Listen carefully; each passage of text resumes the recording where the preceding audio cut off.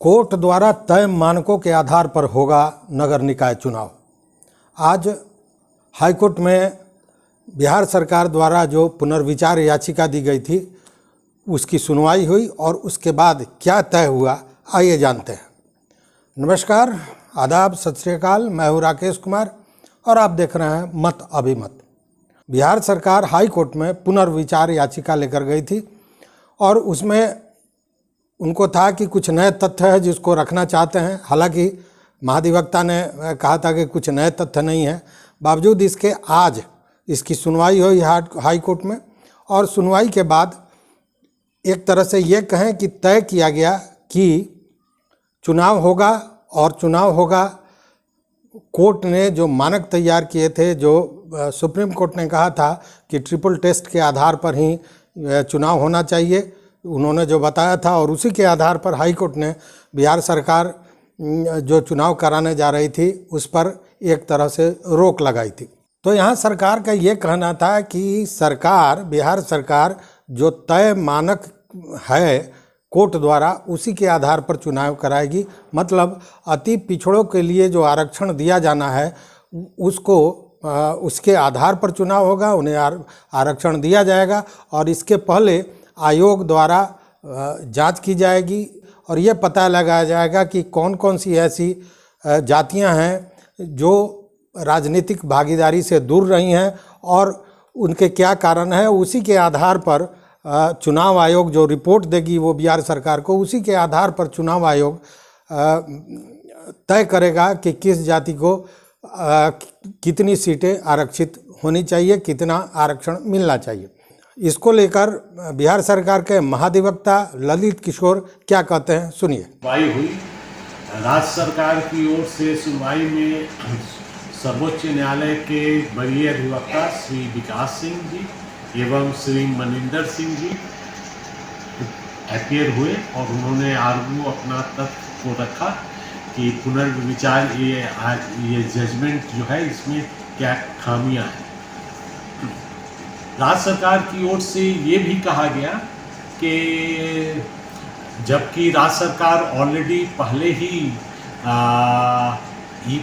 ABC commission के द्वारा सारा जांच करवा चुकी है, परंतु फिर भी ईबीसी कमीशन को राज्य सरकार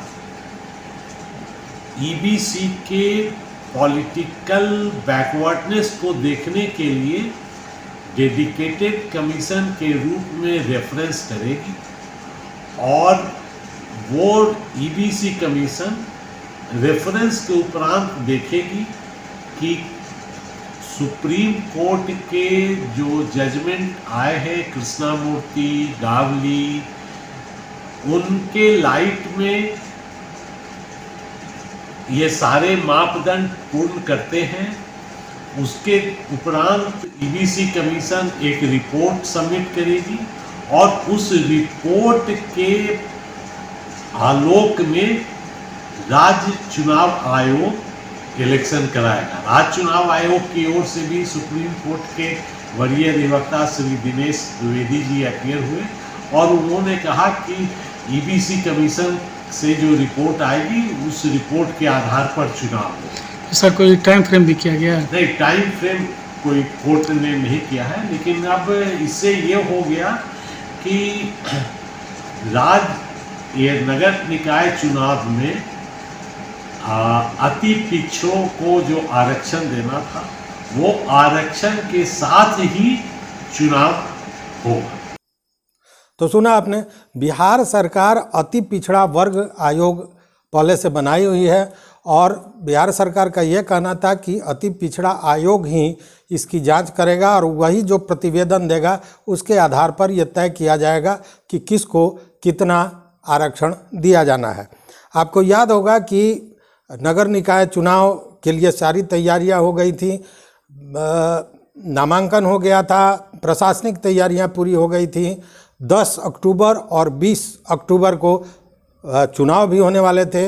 हाईकोर्ट में एक याचिका दायर की गई थी जिसमें यह कहा गया था कि आरक्षण सही ढंग से नहीं दिया गया है और सुप्रीम कोर्ट ने जो 2010 में जो मानक तैयार किए थे, जो बताया था कि ट्रिपल टेस्ट के आधार पर ही होना चाहिए, उसका अनुपालन नहीं किया गया है। इसी के आधार पर हाईकोर्ट ने डिसीजन दिया था 4 अक्टूबर को, और 5 तारीख को ही इस चुनाव को चुनाव आयोग ने रद्द कर दिया था। हालांकि हाई कोर्ट ने रद्द नहीं किया था, हाई कोर्ट ने यह कहा था कि इसका अनुपालन किया जाए, और जहां अनुपालन नहीं हो रहा है वैसी स्थिति में उन सीटों को जनरल के आधार पर वहां चुनाव कराया जा सकता है।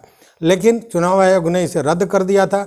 इसको लेकर बार बार ये बातें आ रही थी कि बिहार सरकार सुप्रीम कोर्ट जाएगी, लेकिन बिहार सरकार सुप्रीम कोर्ट नहीं जाकर हाई कोर्ट में पुनर्विचार याचिका दायर करती है। आज उसकी सुनवाई होती है, और माननीय न्यायाधीश संजय करोल की खंडपीठ ने इसकी सुनवाई की।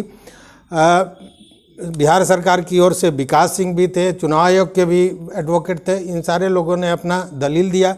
इस दलील के बाद बिहार सरकार ने यह भी कहा कि उनके पास एक अति पिछड़ा वर्ग आयोग बना हुआ है, वही इसकी जांच करेगी, और वो जो रिपोर्ट देगी उसके आधार पर चुनाव आयोग तय करेगा कि कहाँ किस सीट को आरक्षित करना है। कहने का मतलब यह है कि कोर्ट ने जो मानक तैयार किए थे उसी आधार पर अब चुनाव होगा। चुनाव को लेकर जो तरह तरह के कयास लगाए जा रहे थे, उन कयासों पर कहीं ना कहीं विराम लगा है। विराम इसलिए लगा है कि बिहार सरकार ने मान लिया है कि जो तय मानक है, मतलब ट्रिपल टेस्ट है, उसको करा के ही किया जाएगा। और हालांकि इसकी कोई पुष्टि नहीं हो रही है, लेकिन यह भी कहा जा रहा है कि हो सकता है कि दिसंबर तक ये चुनाव करा लिया जाए। तो अगर इससे जुड़ी हुई और भी खबर होगी तो हम लेके आएंगे आपकी सेवा में। चैनल पर नए हो तो निश्चित रूप से सब्सक्राइब कर लीजिए, और वो घंटी जैसी जो बटन है उसको दबा दीजिए, ताकि हम जो वीडियो बनावें वो सबसे पहले आप तक पहुँचे। तो देखते रहिए मत अभिमत, और अपना मत भी दीजिए, क्योंकि आपका जो विचार होता है वही हमारा उत्साहवर्धन करता है। बहुत बहुत धन्यवाद, कोटिशः आभार।